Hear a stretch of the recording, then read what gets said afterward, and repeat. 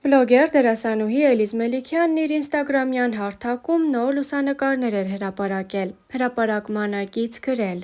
«Հիմա կյանքի մի փուլում եմ, որտեղ պետք ա մի քիչ լռեմ ու հավաքեմ ինձ։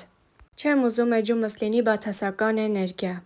Ժամանակ եմ տալիս ինձ բուժվելու ու նորից ուժեղ վերադառնալու»։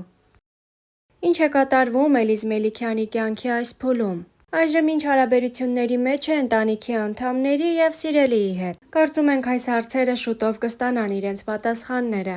քանի որ Էլիզը սոցհարթակում բավականին անկեղծ էջ է վարում։ Նա նոր սիրելի ունենալու մասին հայտնելուց հետո առաջին անգամ կիսվել է լուսանկարով։ Սակայն նկարում չի երևում ընտրյալի դեմքը։ Հետևորդներից մեկի հարցին, թե ինչն եք կարևորում հարաբերությունների մեջ լուսանկարին կից, Էլիզը պատասխանել է. «Հարաբերություններում կարևորում եմ անկեղծությունը, իրար հանդեպ հարգանքը և վստահությունը, այն հիմքը, որի վրա ամեն ինչ աճում ու զարգանում է»։ Նշենք նաև, որ նա օրերս իր ինստագրամի սթորի բաժնում կիսվել էր գեղեցիկ ծաղկեփնջի և թանկարժեք նվերների լուսանկարով։ Լուսանկարն իհարկե հետևորդների շրջանում հետաքրքրություն էր առաջացրել։ Շատերն անգամ փորձում էին պարզել, թե ում կողմից է անակնկալը։ Իսկ այսօր արդեն Էլիզը կազմակերպել էր փոքրիկ հարցուպատասխան։ Նա անկեղծորեն պատասխանել էր հետևորդների ամենատարբեր հարցերին։ Star News-ը ներկայացնում է ամենահետաքրքիր հարցերից մի քանիսը։ Հարցերից մեկն այսպիսինն էր. որքան ժամանակ է ապրում եք առանձին։ Արդեն 7-ից 8 ամիս, պատասխանել էր Էլիզը։ Տիկոին կարոտել եք հարցին, Էլիզը կիսվել էր փոքրիկի լուսանկարով, ինչը կարծես թե համաձայնության նշան է։ Ձեր ծննդյան օրը՝ դեկտեմբերի 24։ Ձեր սիրելի գույները հարցի պատասխանը եղավ ծովափի լուսանկարը։ Էս գույների համար եմ խենթանում, լուսանկարին կից գրել էր Էլիզը։ Շատ եք սիրում ծաղիկներ։ Անսահման շատ եմ սիրում։ Ինչն եք գնահատում մարդկանց մեջ։ Բարի սիրտ, անկեղծություն ու դժվարություններից չվախեցող մարդկանց։ Հետևորդներից մեկը հարցրել էր. վթարներից հետո լավ եք։ Փառք Աստծո, այո, լավ եմ, բայց արդեն սկսել եմ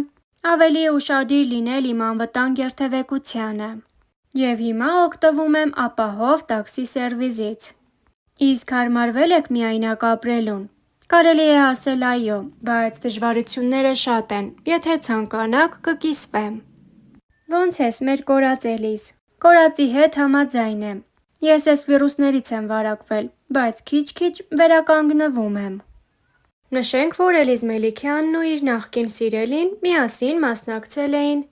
Ամալիա Հովհաննիսյանի հեղինակային Life Room հաղորդաշարին։ Նրանք եղել էին սեր շարքին հյուր։ Զրույցի ընթացքում ոչ միայն բաց խոսել էին իրենց հարաբերությունների մասին, այլ նաև քննարկել մի շարք այլ թեմաներ։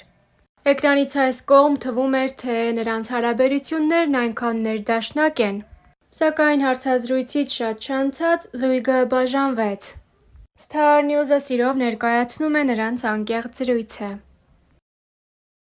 9 տարեկան էր, երբ մայրը մահացավ ու քրոջ 5-ամյա Ստելլայի հետ սկսեցին ապրել երեխաների աջակցման կենտրոնում։ Տարիներ անց 16 և 12 տարեկան աղջիկներին որդեգրեց շոումեն Արամ Մելիքյանը, նրանց կյանքը գլխիվայր շրջելով։ Ընտանիքը սկսեց բլոգ վարել, այս ոլորտը շատ հետաքրքրեց Էլիզային և նա սկսեց նաև իր անհատական բլոգը։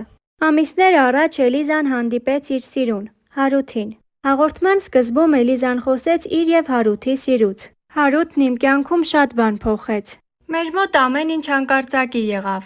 Ի սկզբանե երկուսս էլ չենք պատկերացրել մեր հարաբերությունները, բայց սիրուն ընթացավ։ Հարութն ամեն ինչ ճիշտ էր մտածել և կարողացավ իմ սիրտը գրավել։ Դա իմ համար տպավորիչ է եղել։ Այս մասին խոսեց նաև Հարութը։ Սերը իմ համար ամենօրյա աշխատանք է։ Ամեն օր դուք երկուսով աշխատեք։ Ես իրեն տեսնելուց հասկացել եմ, որ ինքն է։ Նա իմ կյանքում այն մարդն է, ով բոլորից տարբերվել է և հենց դա է պատճառը, որ նրան եմ ընտրել։ Հիմա, երբ Էլիզան հետհայացք է անում, արդյոք էլի կընտրեր բլոգինգը, թե ոչ։ Ինձ թվում է, որ սա իմն է, որովհետև ես սրա մեջ ինձ շատ լավ եմ զգում։ Երբեք չեմ մտածել, որ կզբաղվեմ բլոգինգով և բոլորը կճանաչեն ինձ։ Միշտ չեմ հասկացել, որ իմ հետ նկարվում են, բայց այս վերջին շրջանում սկսել եմ հասկանալ։ Հիմա դուրս գալիս է, շատ եմ սիրում։ Նոր ընտանիքին ինտեգրման մասին։ Իրականում այնպես չէ, որ ամեն ինչ շատ հարթ է եղել։ Հասուն տարբեր մարդիկ սկսում են ապրել նույն հարկի տակ։ Մի կողմից կյանքի որակի լավացում, մյուս կողմից այդ նոր ընտանիքում պետք է ունենաս քո խոսքը։ Ինչպես է տրվել Էլիզային այդ փուլը։ Ես բնավորությամբ հեշտ մարդ չեմ, շուտ եմ նեղանում, իսկ Ստելլան ինձ է քաշել։ Մաման էլ պապան էլ փորձել են մեզ շուտ ինտեգրել դժվարությունների ընթացքում։ Միշտ այնպիսինն եմ եղել, որ ինձ ինչ-որ բան մերժել են, ես նեղվել եմ և կարող է մի 2 օր նեղանայի ու սենյակից դուրս չգայի։ Իրենք շատ են օգնել, որ ես այդ էտապից դուրս գամ։ Ստելլան էլ է ինձ օգնել։ Ինչքան էլ տարիքով փոքր է, միշտ եկել ասել է Էլիզ, բայց իրենք քեզ շատ են սիրում, դու դրանից մի նեղացի։ Քեզ համար են ասում, ինչ ասում են։ Մաման ինձ շատ ընկերուհի է։ Ծնող է, բայց մենք իրար հետ ընկերուհիների պես ենք։ Որովհետև ինքը ինձ տեղեր կան խորհրդի նման ասում է, գիտես Էլիզ, ես օրինակ այս իրավիճակում այսպես կանեի։ Դա ինձ օգնել է, որ նրանք ինձ մեծի նման են ընդունել։ Երբ իմացա որդեգրել իրենց, ինչպես ընդունեց Էլիզը լուրը և համաձայնվեց։ Հիմա կոպիտ է հնչում այն, ինչ որ ասում եմ, բայց շատ մարդիկ են մեզ որդեգրելու ցանկություն ունեցել։ Ես էլ, Ստելլան էլ ի սկզբանե դեմ ենք եղել որդեգրությանը։ Մենք մտածել ենք իրար ունենք և վերջ։ Ստելլան, երբ արդեն Արամի հետ կապվեց, դեռ չէի ճանաչում ես։ Նա միշտ նկարներ էր ցույց տալիս, իրենցից էր պատմում, ասում էր, որ լավ տեղեր են գնացել, որ շատ լավն են իրենք։ Նա շատ ջերմ պատմում էր, ես ուրախանում էի, որ նրան երջանկացնող մարդիկ կան։ Աշխատանքից գալիս էի, ոչ մի բանից տեղյակ չէի, սպասում էի այդ հանդիպմանը։ Քանի որ ինքս չէի տեսել։ Ես որ ծանոթացա, հուզված էի, չէի պատկերացնում, որ ամեն ինչ լուրջ է, և որ այդքան արագ զարգացավ ամեն բան։ Շատ եմ սիրել իրենց։ Ստելլայի հետ խոսելիս ասում էր, Լիլիթը շատ լավն ա, բարի ա, ինձ շատ ա գրկում, սիրում։ Ես Ստելլային ասեցի դու որոշի։ Իրականում այն տարիքում չեմ եղել, որ ունենայի այդ միտքը։ Ես այդ շրջանում արդեն աշխատում էի և փորձում էի ինքս իմ նպատակները գծել։ Ստելլան փոխեց համ իմ, համ իր, համ ծնողների կյանքը։ Մենք որդեգրության մասին մտածելիս կարծում էինք, որ կբաժանեն մեզ իրարից, բայց ոնց տեսնում եք, այդպես չեղավ։ Հատուկ կենտրոնից տեղափոխվելը հոգեբանորեն ինչ դժվարություն է իրենից ներկայացրել։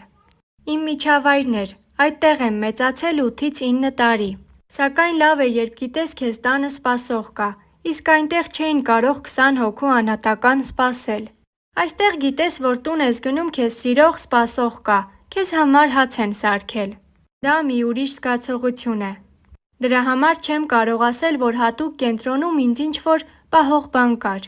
Ես էմոցիոնալ մարդ եմ, ամեն ինչից նեղվել եմ և հաճախ վեճերի մեջ եմ եղել, բայց փորձել եմ հաղթահարել, իրենք էլ են ինձ օգնել։ Անցումային շրջանը հեշտ է եղել, հարմարվելն է դժվար եղել։ Հետո էտապ զրույցներով, աղոթքներով հաղթահարել եմ։